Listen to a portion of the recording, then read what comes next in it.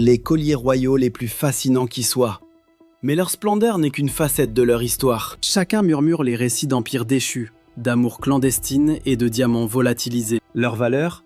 Parfois 2 millions de dollars, parfois 50 millions de dollars. L'un détiendrait la clé d'une énigme royale, un autre s'est évaporé dans les ruelles de Londres. Un autre encore recèle un diamant perdu de 234 carats, jadis le 7e plus grand au monde. De la France impériale aux monarchies actuelles, ces joyaux ne sont pas que sublimes. Ils sont dangereux, éclatants et inoubliables. Avant de commencer, montrez-nous votre soutien avec un j'aime et en vous abonnant. Merci à vous. Le collier de diamant de Napoléon. Le collier de diamant de Napoléon demeure l'un des joyaux royaux les plus époustouflants jamais conçus. Un chef-d'œuvre empreint de pouvoir, de romance et d'ambition impériale. Commandé en 1810 par Napoléon Bonaparte, il fut dessiné par François Regnault-Nitot. Un cadeau de mariage grandiose pour sa nouvelle épouse, l'impératrice Marie-Louise d'Autriche. Orné de plus de 200 diamants éclatants provenant d'Inde et du Brésil, le collier éblouit par son agencement raffiné du 19e siècle. Un col d'un éclat radieux tombant en pendentifs gracieux. Pesant plus de 260 carats, sa valeur d'origine était de 376 274 francs. Sa magnificence était sans pareil. Marie-Louise le chérissait profondément. Même après la chute de Napoléon en 1814, elle l'emporta en exil avec son fils, Napoléon François. De retour en Autriche par la suite, le collier resta dans la dynastie des Habsbourg jusqu'en 1929. Quand des difficultés financières forcèrent l'archiduchesse Marie-Thérèse à s'en séparer. Passant ensuite entre des mains nobles, il échut finalement au prince François-Joseph II de Liechtenstein, qui le vendit plus tard au philanthrope français Paul-Louis Weiler. En 1962, Weiler offrit cette relique impériale au Smithsonian, où elle scintille aujourd'hui. Estimé aujourd'hui à 20 millions de dollars, il captive par son éclat pur et son histoire profonde.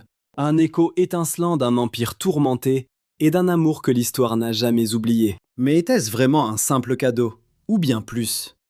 Le collier de Patiala. Jadis porté par le plus flamboyant des monarques de l'Inde, le collier de Patiala est une vision d'extravagance royale, et peut-être une légende au secret encore intact. Commandé en 1928 par le Maharaja Bhupinder Singh de Patiala, ce collier monumental fut réalisé par Cartier, la plus grande commande de la maison à ce jour. Conçu sur 5 rangées élaborées en cascade, il scintillait de 2390 diamants, 2 rubis birmans audacieux et une monture en platine qui vibrait d'un éclat art déco. Mais sa pièce maîtresse est un diamant de Beers fascinant de 234 carats. Jadis le 7e plus grand du monde, niché en son cœur tel un emblème souverain, son opulence était sans égale. Souvent porté par le Maharaja lui-même, il ne brillait pas que de richesse, mais aussi de fierté impériale. Avant de rejoindre l'Inde, il orna même les vitrines parisiennes, affirmant la précision de Cartier et la puissance royale de l'Inde. Pourtant, ce symbole de grandeur allait tomber dans le silence, démantelé, éparpillé et perdu. Des décennies plus tard, en 1998, un fragment de ce trésor a refait surface dans une boutique de Londres. Cartier lui a redonné vie. Bien que de nombreuses pierres soient synthétiques, il subsiste, valeur estimée 50 millions de dollars, d'une beauté obsédante. Mais voici un mystère stupéfiant. Le mystère du diamant de Beers reste entier.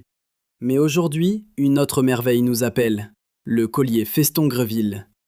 Parmi la myriade de joyaux scintillants que recèlent les coffres de la couronne britannique, rares sont ceux qui inspirent une telle fascination que le collier Feston Greville, une création d'une beauté si saisissante qu'elle semble née d'un conte de fées.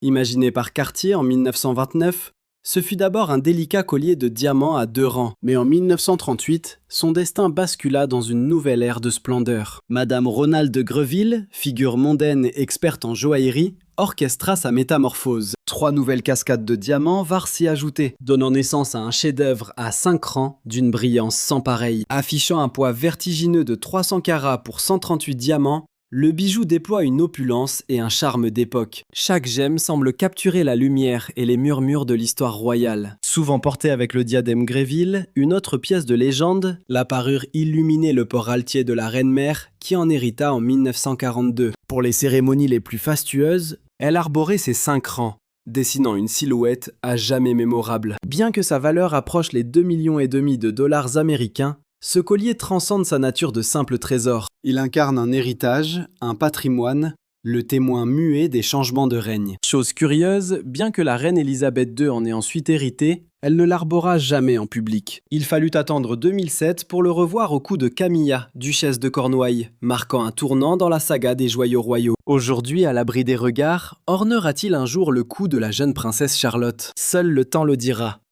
Voici le collier plastron en améthyste de la duchesse de Windsor. Il existe des colliers. Et puis il y a les manifestes de puissance. Le collier plastron Cartier de la duchesse de Windsor est de cette seconde catégorie. Audacieux, exotique et d'une majesté absolue. Un premier regard vous fige, le second vous obsède. Une mosaïque osée composée de larges améthystes taille carrée, de turquoises vibrantes et de diamants étincelants. Ce bijou n'est pas un accessoire, c'est une autorité. Une création Cartier qui incarne à la perfection l'esprit de Wallis Simpson. Intrépide, avant-gardiste et d'une fascination sans fin. Chaque améthyste, tel un édit royal, est ceinte d'un halo de turquoise et de diamants vibrants de lumière. Le jeu des contrastes est saisissant, tout en restant parfaitement harmonieux. Un équilibre si parfait qu'il semble défier le hasard. Puisant dans le glamour art déco, la splendeur moghole et la géométrie islamique, ce collier est plus qu'un bijou. C'est un carrefour de culture, une œuvre d'art conçue pour être portée. On ignore souvent qu'il fut créé en 1947, en pleine austérité d'après-guerre, rendant son faste encore plus provocateur. Elle aimait les créations sculpturales, audacieuses, jamais discrètes, mais sans jamais tomber dans la vulgarité, confie Margaret Young Sanchez, commissaire de l'exposition Brillant, Cartier au XXe siècle.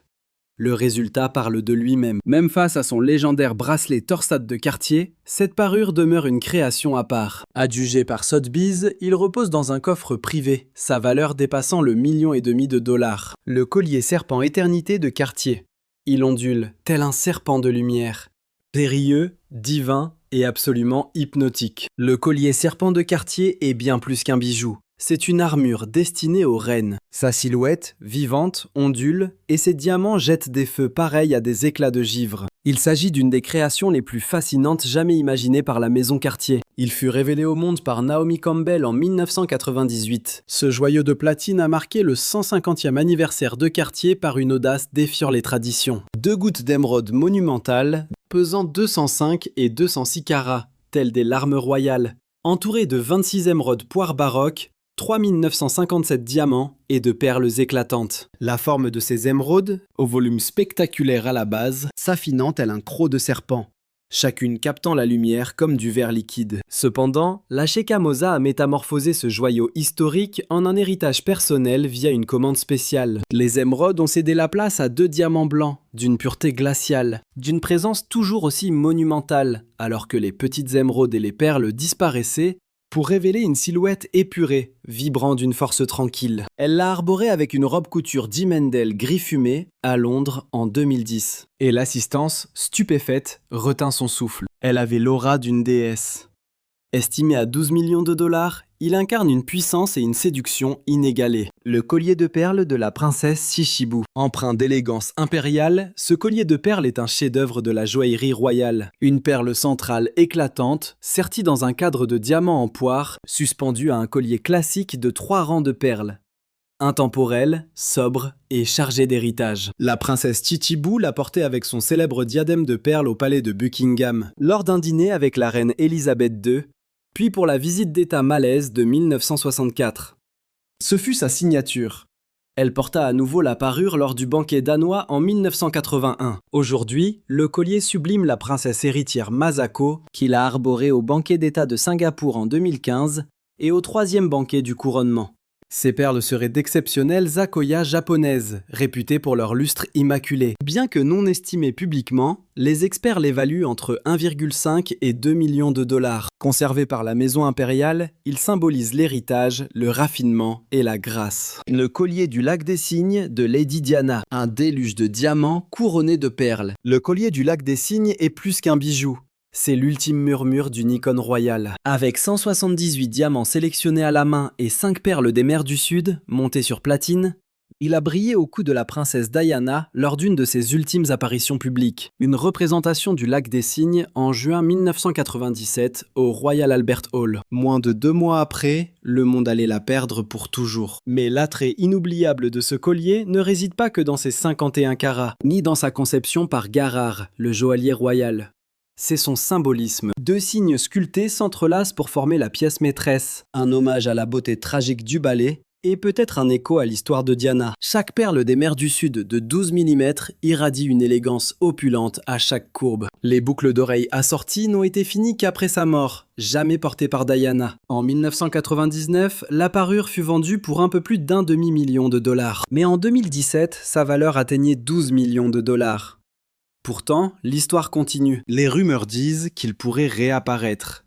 Mais quel coup verra danser les signes de Diana? Le collier treillis en diamant des Pays-Bas, offert en 1901 par la reine Emma à sa fille, la reine Wilhelmine, pour son mariage. Ce collier treillis en diamant est un héritage éblouissant de l'artisanat néerlandais. Attribué à Coach, il arbore plus de 100 diamants sertis un à un sur 3 rangs de platine au profil acéré. Le rang central arbore les pierres les plus imposantes, conçus pour céder leur place à des saphirs ou des perles. Il peut aussi accueillir des pendentifs, offrant une polyvalence toute royale. La reine Wilhelmina l'associa au diadème de perles Württemberg dans les années 1910, puis de nouveau en 1926 pour ses noces d'argent. La reine Juliana le métamorphosa plus tard en diadème lors d'un gala à New York en 1952. Les princesses Irène, Béatrix et Simone l'ont arboré lors de visites d'État, de bals royaux et de concerts de prestige. Aujourd'hui, il continue de resplendir grâce à la reine Maxima, qui le portait au mariage de la princesse Martha Louise et au 60e anniversaire du prince Charles. La princesse Margriette l'a également remis à l'honneur pour de grands événements. Tout récemment, la princesse Amalia a étrenné ce bijou en 2024 au palais Noordeinde. Toujours au sein de la collection royale néerlandaise, ce treillage de diamants demeure l'un des joyaux les plus exquis de la monarchie. Intemporel, transformable et empreint d'une puissance discrète, c'est tout pour le moment, mais nous serions ravis de savoir quel collier royal est votre favori et pourquoi. Nous adorons le collier serpent de Cartier et le collier plastron en améthyste de la duchesse. Ils sont d'une audace et d'un glamour si spectaculaire. À la prochaine, continuez de regarder nos vidéos et de briller de mille feux.